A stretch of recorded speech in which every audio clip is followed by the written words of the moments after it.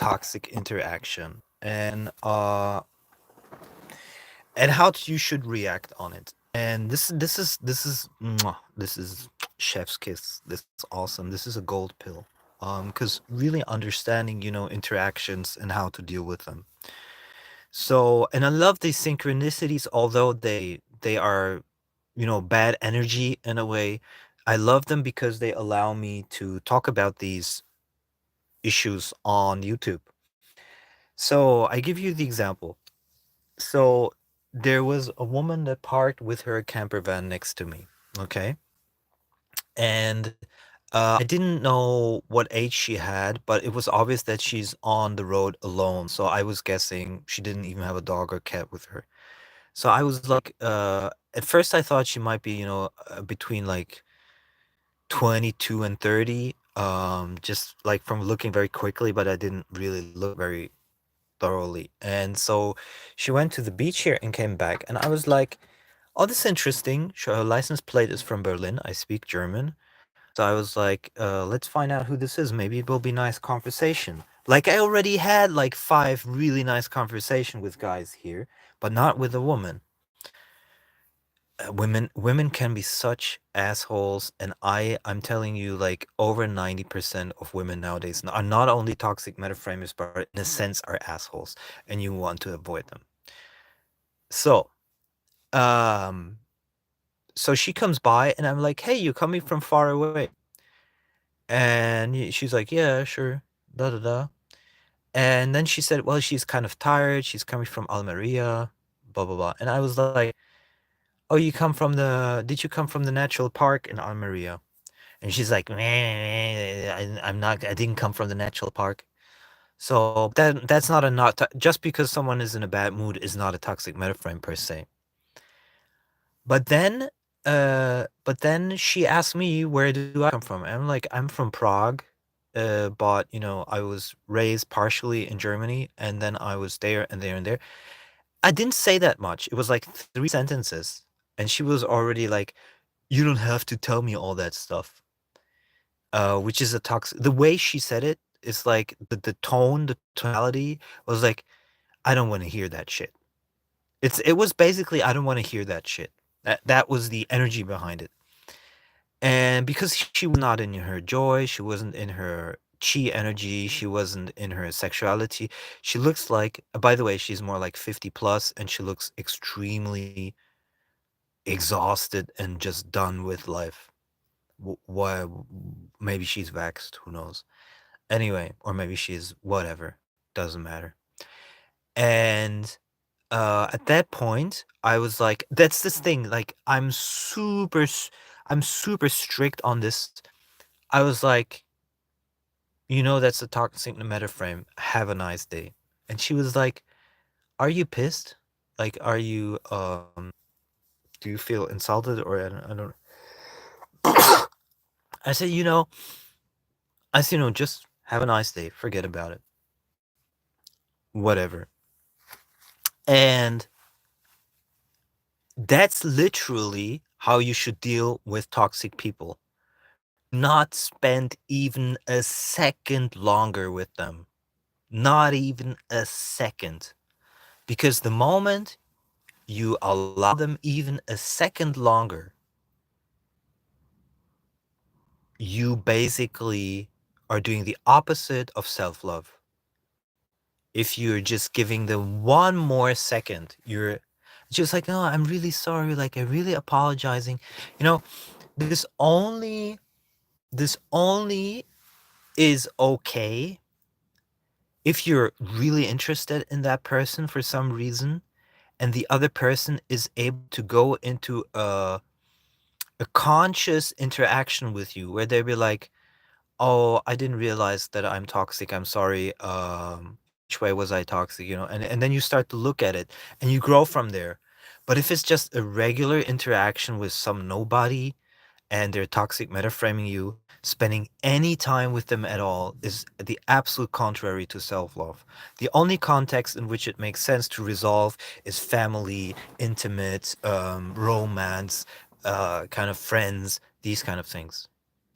But not, but definitely not in a quick getting to know each other scenario where she toxic metaframes you right from the start, and she reminds me of that itch um in the cat sanctuary with the 90 cats. Same energy, same exhausted energy, really bad mood, really bad temper, really horrible person. And then the apology, see, the apology is worth zilch. It's not worth anything at all, because that's the modus operandi of the toxic person, and they'll just do it again in a different situation.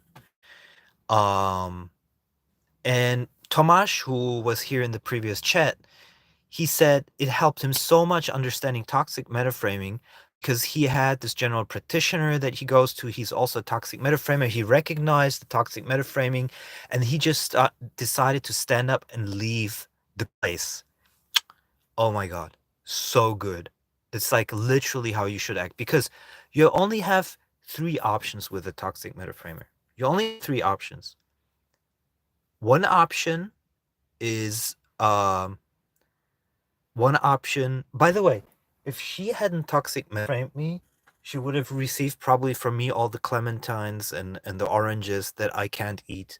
I have like a bag of hundreds of those. But people because they're toxic, they kind of lose those opportunities, and they should. Being toxic shouldn't give you any benefits. And then Tomasz just left, and that's you have literally have only three options. One option is just leaving, physically disconnecting. Perfect, genius. The second thing is over toxic metaframing. It's not worth it. If you're not the confrontational type, it's not worth it, and you're not going anywhere with this anyway. It just creates enemies. And the third option is reflecting, but reflecting only makes sense in if you're so conscious on both parties and you're investing in something together. I'm from Prague, actually, Avenger.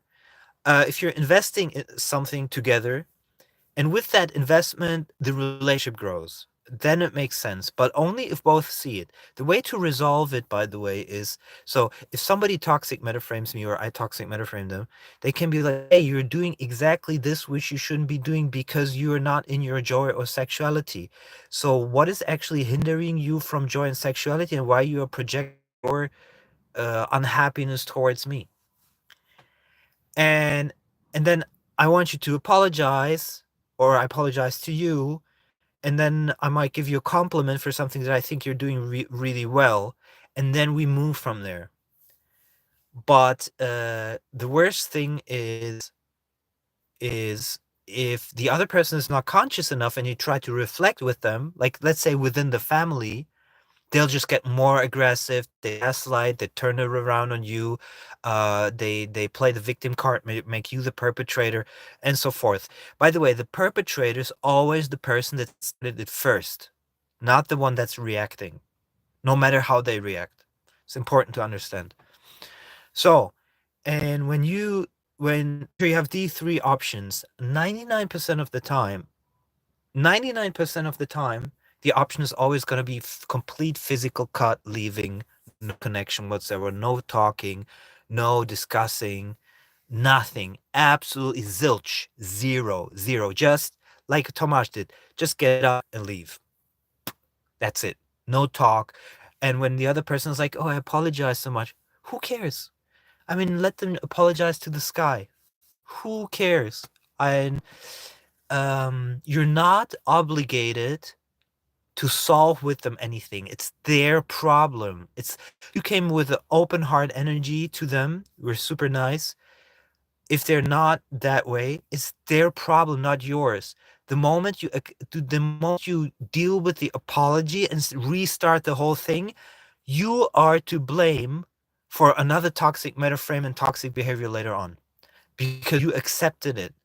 The apology doesn't return the toxic metaframe, and actually it just shows the regular kind of conditioned reaction, trauma reaction that person has.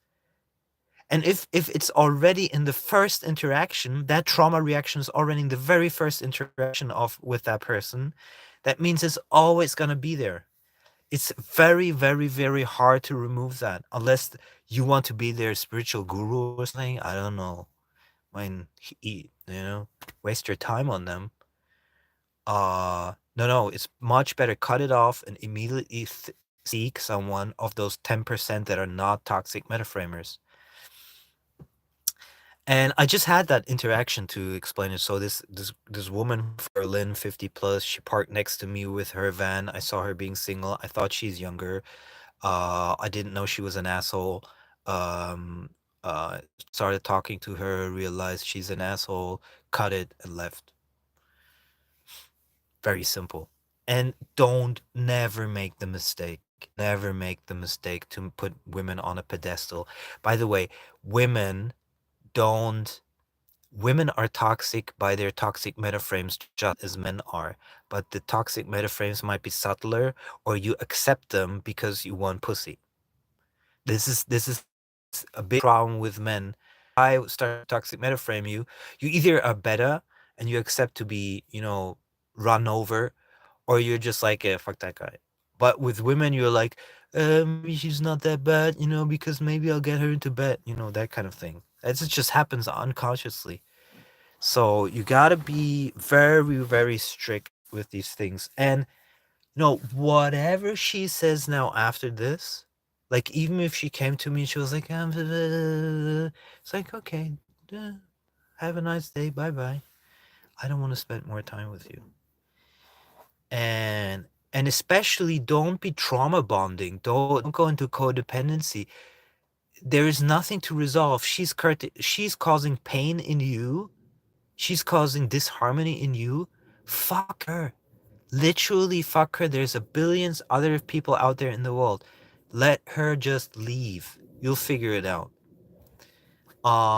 Very nasty behavior by her. And even though it was just a small sentence, it was just a small sentence. It was just like, you don't have to tell me all this. It's like, it's basically saying, I don't want to hear your shit.